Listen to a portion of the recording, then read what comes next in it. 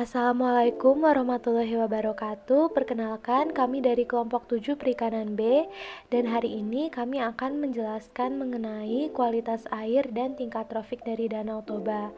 Adapun anggota kelompok dari kelompok 7 terdiri dari Jasmine Priyanka Budiono dengan NPM akhir 45, Fikri Fadilah Wibowo dengan NPM akhir 62, Abiomi Ciptoning Bentali dengan NPM akhir 68, Farihatunisa Milati dengan NPM akhir 70 dan Ikro Permadi Syukur dengan NPM akhir 57.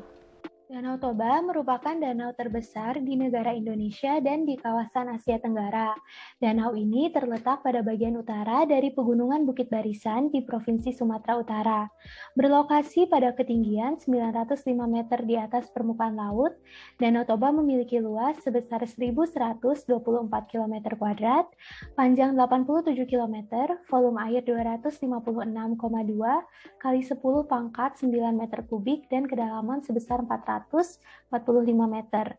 Perairan ini memiliki peran penting bagi komunitas di sekitarnya, termasuk sebagai sumber baku air minum, tempat budidaya ikan di Keramba Jaring Apung, pertanian, kawasan pariwisata, transportasi, dan pemukiman penduduk.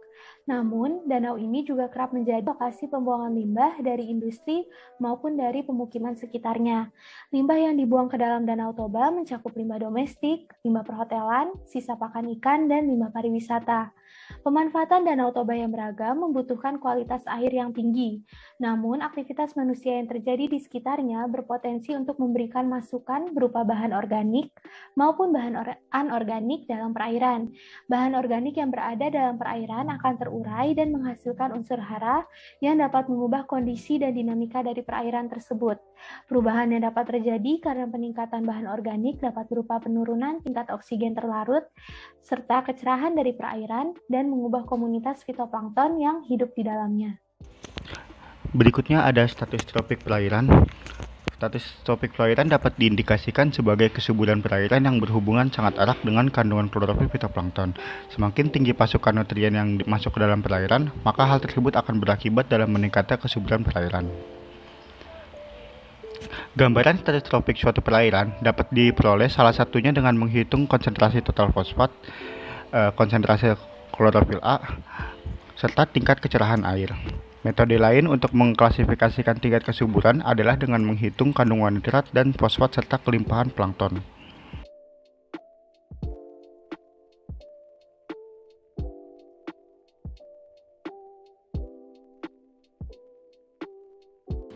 Selanjutnya di sini saya akan menjelaskan tentang Trophic State Index. Trophic State Index merupakan dasar penentuan status tropik atau kesuburan perairan dengan menggunakan biomasa alga. Trophic State Index merupakan indeks yang sederhana karena membutuhkan data yang sedikit dan umumnya mudah dipahami. Nah, nilai TSA ini berkisar dari 0 sampai 100. Berikutnya di sini ada tabel tentang Trophic State Index. Nah, jadi jika nilai Trophic State Index kurang dari 30, maka perairan tersebut termasuk ke dalam ultra oligotropik. Jika 30 sampai 40, maka termasuk oligotropik. Nah, jika nilai TSA-nya 40 sampai 50 masuk mesotropik. Jika 50 sampai 60, keadaan perairan tersebut eutrofik ringan, 60 sampai 70 eutrofik berat, dan lebih dari 70 itu hypereutrofik. Indeks selanjutnya yaitu ada Trophic Index atau TRIX. Tingkat kesuburan danau dapat diformulasikan dengan Trophic Index yang didasarkan pada keberadaan klorofil A, persentase oksigen terlarut jenuh, dan nutrien dengan skala 0 sampai 10. Nilai TRIX yang mendekati 10 mengindikasikan kondisi perairan yang cenderung eutrofik, sedangkan nilai TRIX yang mendekati 0 mengindikasikan perairan yang cenderung oligotropik.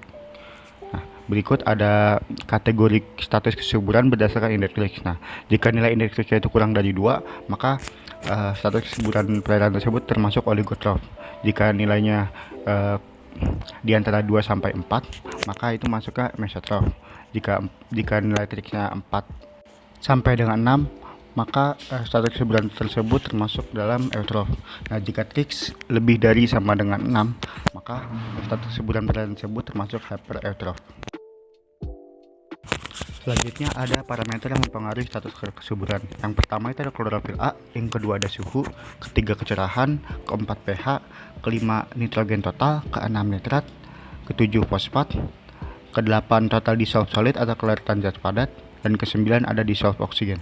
Kualitas air Danau Toba pada penelitian yang dilakukan oleh Haryantia pada tahun 2018 menyatakan bahwa Danau Toba tergolong dalam perairan kelas C atau tercemar sedang. Dan pada tahun 2021, Silaban melakukan analisis kualitas air Danau Toba yang menghasilkan yang pertama, kondisi suhu air Danau Toba yang berkisar pada 28,5 hingga 33 derajat Celcius, di mana pada kisaran tersebut masih dapat ditoleransi oleh organisme akuatik dan baik untuk kegiatan budidaya. Yang kedua, nilai pH yang berkisar pada 7,10 hingga 7,51, di mana perubahan pH ini dipengaruhi oleh senyawa-senyawa yang masuk ke dalam perairan Danau Toba. Yang ketiga, nilai DO yang berkisar 10-14 dan nilai COD yang berkisar 10-25 dan nilai BOD yang berkisar 1,9 hingga 3. Nilai DO ini sangat berkaitan erat dengan nilai COD dan BOD. Karena semakin tinggi nilai BOD dan COD, maka semakin rendah pula kadar DO dalam suatu perairan. Yang keempat, ditemukan dua jenis fitoplankton yang mendominasi perairan Danau Toba, yaitu Oocystis dan Anabaena. Oocystis dan Anabaena ini memiliki peran yang sangat berbeda dalam suatu perairan. Oocystis berperan sebagai penghasil oksigen dan pakan alami, sedangkan Anabaena sebagai jenis fitoplankton yang beracun yang dapat mengindikasikan bahwa perairan tersebut dalam kondisi eutrofik. Selanjutnya, yaitu ada tingkat trofik Danau Toba. Berdasarkan hasil penelitian Gaul 2019 yang meneliti tentang tingkat trofik Danau Toba berdasarkan 4 parameter, yaitu yang pertama, kadar rata-rata total nitrogen, kadar rata-rata total fosfat, kadar rata-rata klorofil A, dan kecerahan atau penetrasi cahaya rata-rata. Berdasarkan penelitian, didapatkan bahwa kadar rata-rata total nitrogen jika dibandingkan dengan Peraturan Menteri Lingkungan Hidup Nomor 28 Tahun 2019, tingkat trofik Danau Toba ini termasuk ke dalam hipereutropik. Namun jika dibandingkan dengan kadar rata-rata total fosfat, tingkat trofik Danau Toba ini termasuk ke dalam isotrofik eutrofik. Jika dibandingkan dengan kadar rata-rata klorofil A, tingkat trofik Danau Toba termasuk ke dalam oligotrofik. Dan yang terakhir yaitu jika dibandingkan dengan kecerahannya, maka tingkat trofik Danau Toba ini termasuk ke dalam mesotrofik. Kemudian hasil penelitian Nababan pada tahun 2020, berdasarkan kandungan fosfat dan nitrat yang diperoleh, maka diketahui bahwa sifat kesuburan perairan Danau Toba di Desa Simpingan Kecamatan Nainggolan Kabupaten Samosir adalah ultra oligotrofik dan oligotrofik. Nah, hal ini dibandingkan dengan tabel klasifikasi kesuburan berdasarkan fosfat menurut Wetzel 2001 dan nitrat menurut Hakanson dan Brian 2008.